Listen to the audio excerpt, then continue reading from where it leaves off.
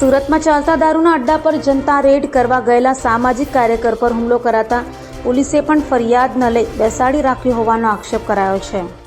સુરતના અડાજણ વિસ્તારમાં ચાલતા દારૂના અડ્ડા પર જનતા રેડ કરવા સામાજિક આગેવાન જયેશ ગુજ્જર પહોંચ્યો હતો, જ્યાં તેના પર જીવલેણ હુમલો કરાયો હતો।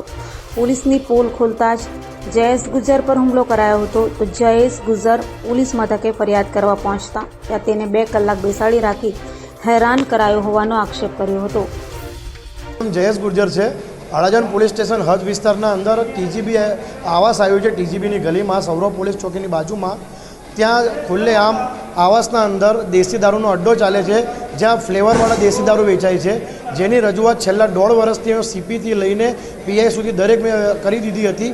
તે છતાં કોઈપણ પ્રકારની કાર્યવાહી ન થતાં આજે અમે લોકો જનતા દ્વારા ફેસબુકનો લાઈવ દ્વારા જનતા રેડ કરવામાં આવી, જ્યાં અનિલ રાઠોડ જે બુટલેગર મેન છે એના દ્વારા અને પિન્ટુ કાડીઓ નામનો વ્યક્તિ દ્વારા મારા પર જીવલેણ હુમલો કરવામાં આવ્યો છે। લાકડાના ફટકા અને સળિયા અને પથ્થરો દ્વારા મારા પર હુમલો કરવામાં આવ્યો છે।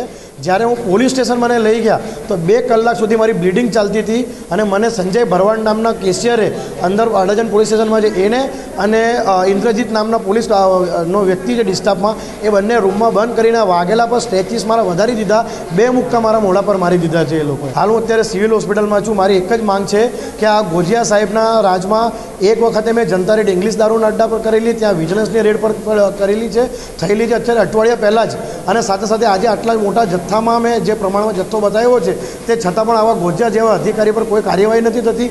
એમને સસ્પેન્ડ કરવામાં આવે। જે ડિસ્ટાફવાળાએ મારા સાથે આ રીતના અભદ્ર વર્તાવ કરીને મને માર માર્યો છે એના પર સાથે સાથે આ બુટલેગરો પર કાર્યવાહી કરવામાં આવે અને મને ન્યાય આપવામાં આવે।